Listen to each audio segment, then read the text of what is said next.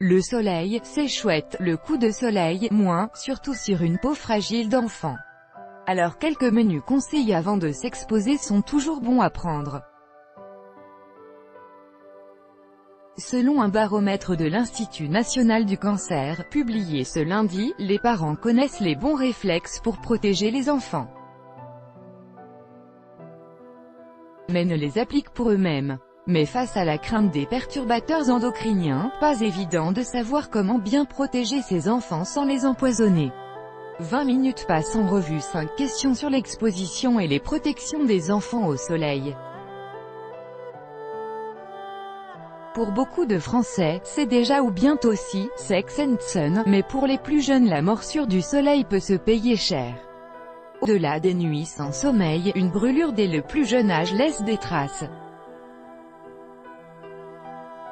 Selon le baromètre cancer, publié ce lundi, 78% des parents d'enfants de moins de 4 ans veillent à systématiquement leur mettre un chapeau, mais ils ne sont que 13% à le faire eux-mêmes.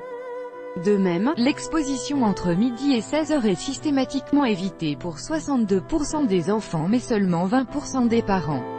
Problème, Bokup croit que les coups de soleil de l'enfant s'effacent rapidement. Le coup de soleil avec des cloques a l'air de se réparer en quelques jours, mais on le paye plus tard car le corps a enregistré cette brûlure, corrige Isabelle Doucet-Fort, dermatologue et membre du syndicat des dermatologues et vénéréologues, SNDV.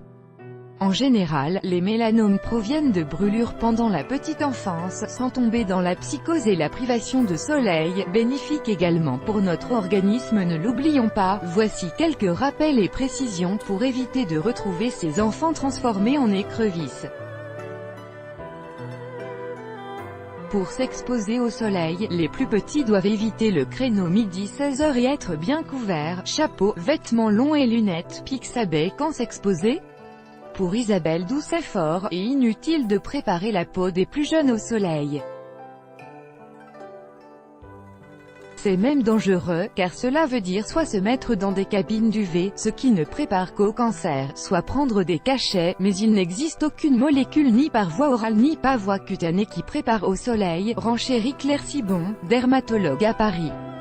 En revanche pendant les vacances, vigilance, la crème solaire, ce n'est pas le laisser-passer pour toute la journée au soleil, prévient la dermatologue membre du SNDV. Comme toujours les spécialistes insistent, pas de bronzage entre midi et 16h, surtout chez les moins de 5 ans. Et les protections, c'est tous les jours. La question importante, c'est la période de l'année, pas la météo. En juillet, il y a beaucoup d'UV. Ces pas parce qu'on passe ses vacances en Bretagne et que c'est nuageux qu'on ne prend pas chapeau, crème et vêtements. Il n'y a pas d'écran total. Dans un communiqué, le SNDV rappelle que même la couleur compte, le t-shirt blanc mouillé laisse passer tous les UV, donc on choisit plutôt des habits sombres. Et les parasols ou les endroits ombragés laissent tout de même passer 50% des UV.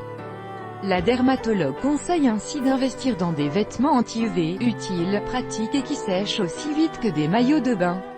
Les dermatologues conseillent d'équiper les plus jeunes d'un vêtement anti-UV pour se baigner.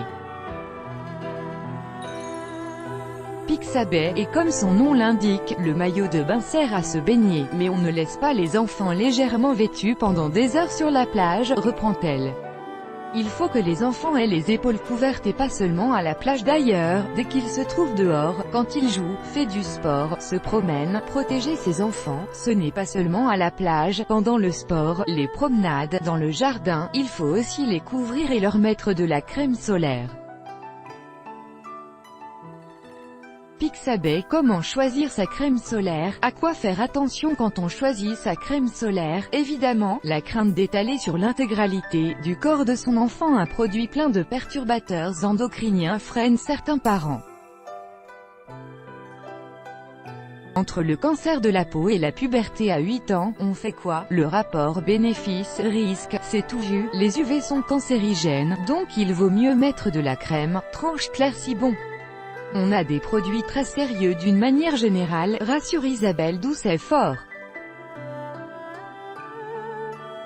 Si vous craignez les perturbateurs endocriniens, mieux vaut acheter votre crème en pharmacie et choisir des marques dermatologiques, un critère de choix confirmé par un test du UFC que choisir sur la sécurité des crèmes solaires. Il semblerait que la marque Aven soit la plus sûre et qu'un prix élevé ne garantisse pas l'absence de produits toxiques. Le spray de Lidl à 6,79 € les 250 ml surplombe le classement de l'association, et surtout, oubliez l'indice 15 sous prétexte que vous allez dans le Nord. De toute manière, il faut prendre de l'indice 50 pour les enfants.